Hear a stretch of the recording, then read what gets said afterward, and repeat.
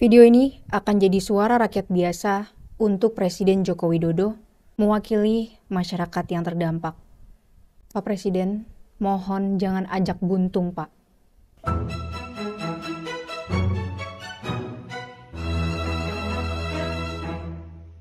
Hai si gengs, welcome to Marinasi. Sebagaimana kita tahu, kalau ekspor pasir laut itu udah dilarang selama 20 tahun. Tepatnya sejak Ibu Megawati Soekarno Putri menjabat. Tahun ini, keran ekspor pasir laut dibuka lagi, dan Presiden bersikukuh kalau yang diambil nantinya hanya sedimen yang mengganggu lalu lintas kapal. Sekali lagi, itu bukan pasir laut ya, yang dibuka adalah sedimen yang mengganggu alur jalannya kapal. Walaupun sudah berusaha semeyakinkan itu, kenapa masih banyak penolakan sana-sini, termasuk dari mantan Menteri KKP yaitu Ibu Susi, organisasi lingkungan seperti Walhi dan Greenpeace. Jadi walaupun bahasanya mau memulihkan daya dukung lingkungan, tapi niatnya itu jahat, niatnya itu merusak. Serta nelayan itu sendiri. Melawan pengerukan itu karena apa? Pengerukan itu musibah bagi kami. Kami sebagai masyarakat di sini tidak pernah minta bantuan. Kami tidak pernah mengharapkan, yang penting wilayah. Dalam video ini kita akan bahas beberapa analisisnya yang tentunya dimulai dari kontroversi sedimen versus pasir laut. Ternyata ada perbedaan dari yang Presiden katakan dengan yang tertera di peraturan.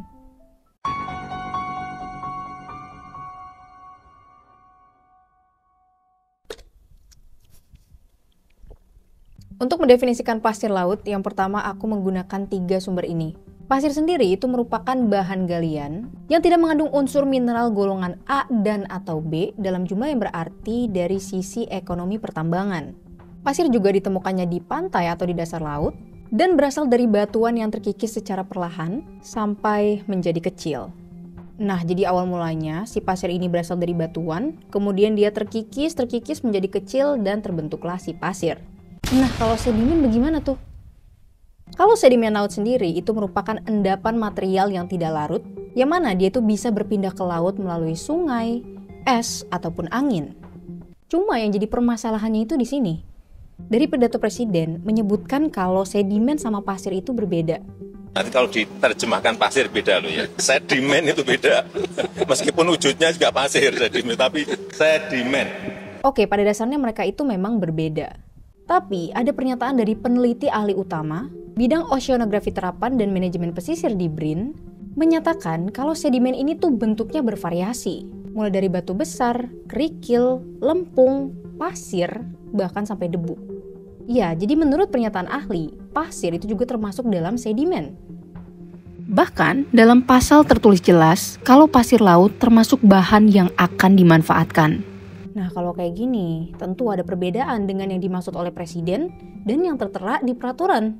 Lagi pula setelah saya pikir-pikir lagi ya Pak, tidak mungkin kalau pemerintah hanya berjualan lumpur toh. Apalagi untuk skala ekspor, pasti akan membutuhkan pasir dan bahan-bahan yang lebih bernilai. Kapal Bos Kalis itu ketika mengangkat pasir, kemudian dia campur dengan air, lumpurnya turun Bang. Yang diangkat itu cuma pasir. Ya, tujuan mau buang lumpur, tetap lumpurnya kembali lagi. Iya. Berarti Selanjutnya, coba kita simak pernyataan Presiden yang berikutnya. Mengganggu alur jalannya kapal. Ya, itu adalah tentang mengganggu lalu lintas kapal. Namun, ini pertanyaan pribadi dari saya, Pak. Sebanyak apakah Pak sampai harus diekspor? Mengingat Indonesia masih suka kecolongan dalam pengawasan dan penegakan hukum. Ada bukti dari video kawan-kawan di bulan September dan di bulan Mei 2023 kemarin. Itu yang disedot cenderung justru banyak yang pasir lautnya gitu kan. Jika ditelaah, memang sebenarnya perizinan ini tidak ada urgensinya Pak. Selain untuk memperoleh keuntungan yang besar dalam waktu yang singkat. Boleh aja, penggunaannya boleh dalam negeri, boleh keluar negeri. Nggak apa-apa selama dia bayarnya mahal ke dalam negeri. Namun bagaimana dengan dampak setelahnya dan masyarakat yang akan terimbas?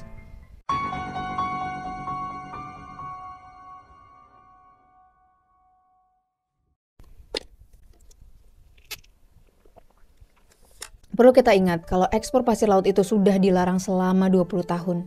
Dan tentunya ada alasan kuat di balik itu semua. Ya, karena saat itu pemerintah ingin mengurangi dampak destruktif akibat penambangan pasir laut. Indonesia telah kehilangan pulau-pulau kecil akibat proyek ini. Dan tentunya negara seperti Singapura yang akan lebih diuntungkan. Karena saat itu mereka rajin mengimpor pasir dari Indonesia sampai 53 juta ton per tahunnya. Namun, Indonesia yang akan dirugikan, Pak.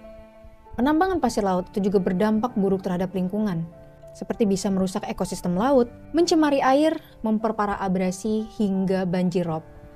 Banyak masyarakat yang masih merasakan dampak akibat proyek penambangan pasir laut, meskipun itu sudah tidak dilakukan lagi. Apa yang didapat dari laut itu? Paling lumpur, ya. Lumpur ya? Lumpurnya bau, dengan sistemnya udah nggak ada. Dan memang setelah saya perhatikan lagi peraturan tersebut, pada pasal 9 ayat 3, apakah logis jika sedimentasi digunakan untuk rehabilitasi ekosistem, namun prosesnya malah merusak ekosistem itu sendiri? Ya, itu tadi adalah beberapa dampak destruktifnya secara ekologis, namun tidak hanya itu, Pak. Masih ada juga dampaknya secara sosial. Salah satu keluarga nelayan yang terdampak, Tri Ismuyati. Dahulu, sebelum ada proyek penambangan pasir laut, suaminya bisa mendapat tangkapan hingga 5 kuintal per hari, atau sekitar 500 kg per harinya. Namun sekarang, mendapat tangkapan 5 kg saja sudah syukur untuk mereka. Semenjak saat itu, air laut berubah menjadi keruh dan hasil tangkapan menurun drastis, Pak. Banyak dari mereka yang tidak mendapat tangkapan sama sekali dan bahkan harus berutang untuk melanjutkan hidup. Kami sebagai masyarakat di sini tidak pernah minta bantuan. Kami tidak pernah mengharapkan. Yang penting wilayah tangkap nelayan di sini mohon jangan diganggu. Dan Pak, itu tidak cuma terjadi pada satu keluarga, melainkan ratusan keluarga di desa Bandung Jarjo, Jepara, Jawa Tengah. Itu baru satu wilayah, Pak. Bagaimana dengan wilayah-wilayah lainnya? Perizinan ini tampaknya hanya akan menguntungkan segelintir pihak, namun mengorbankan kepentingan masyarakat luas. Bagaimana kehidupan mereka menderita setelah pasir di laut mereka itu dikeruk. Nah, artinya tidak ada kepentingan rakyat di sini. Ini ada pihak yang berkepentingan menggunakan pemerintah membuat regulasi ini. Saya sendiri jujur khawatir, Pak, tentang pengawasannya. Terkait pencurian ikan dan penggunaan alat tangkap yang ilegal, Indonesia itu masih kecolongan. Bagaimana jika ditambah dengan pengawasan ekspor pasir laut? Tidak ada yang tahu juga terkait kong-kali-kong antara perusahaan yang akan mendapatkan izin nantinya. Namun saya harap kekhawatiran saya itu salah, Pak. Sekali lagi, ini adalah suara dari rakyat biasa mewakili masyarakat yang terdampak.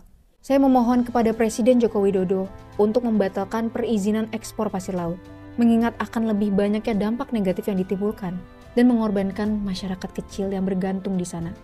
Tolong bantu share video ini sebanyak-banyaknya, guys. Siapa tahu bisa sampai kepada pemerintah dan jajarannya.